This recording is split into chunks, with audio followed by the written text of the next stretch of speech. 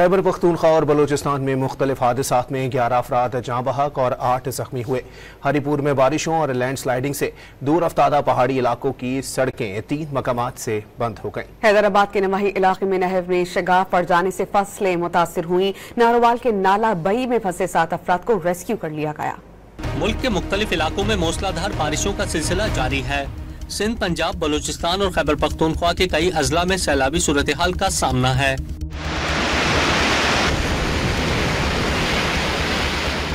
خیبر پختونخوا اور بلوچستان میں مختلف حادثات میں 11 افراد جاں بحق اور 8 زخمی ہو گئے۔ بلوچستان میں مونسون کے نئے اسپیل کے دوران 7 افراد جاں بحق اور 7 زخمی ہوئے۔ خیبر پختونخوا میں 4 افراد جاں بحق اور 1 زخمی ہوا۔ مالاکنڈ میں سیلابی ریلا خواتین سمیت 2 بچوں کو بہا لے گیا۔ پی ڈی ایم اے نے بلوچستان میں بارش سے نقصانات کی رپورٹ جاری کر دی۔ رپورٹ کے مطابق صوبے میں 22 مکانات کو نقصان پہنچا۔ طوفانی ہواؤں سے متعدد سولر پینلز بھی متاثر ہوئے۔ مسلم باغ کے علاقے میں طوفانی ہواؤں اور بارش سے مکانوں کی چھتیں اڑ گئیں۔ بلوچستان کے ضلع کچھی میں رات گئے طوفانی بارش اور سنی کے علاقے میں دیہات زیر آب آ گئے۔ سنی ندی کا سیلابی ریلا رودی پل کا ایک حصہ اور گاڑی بہا کر لے گیا۔ 2 افراد کو بچا لیا گیا۔ حیدرآباد کے نواحی علاقے سیری میں نیو پھلیلی نہر میں شگاف پڑ گیا، جس سے متعدد دیہات اور زرعی زمینیں زیر آب آ گئیں۔ پانی داخل ہونے کے سبب کپاس، گنا اور دیگر فصلیں متاثر ہوئیں۔ مزید اراضی کو بچانے کے لیے ہیوی مشینری کا استعمال کر کے بند باندھا جا رہا ہے۔ ہری پور میں بارشوں اور لینڈ سلائیڈنگ سے دور افتادہ پہاڑی علاقوں کی سڑکیں 3 مقامات سے بند ہو گئیں۔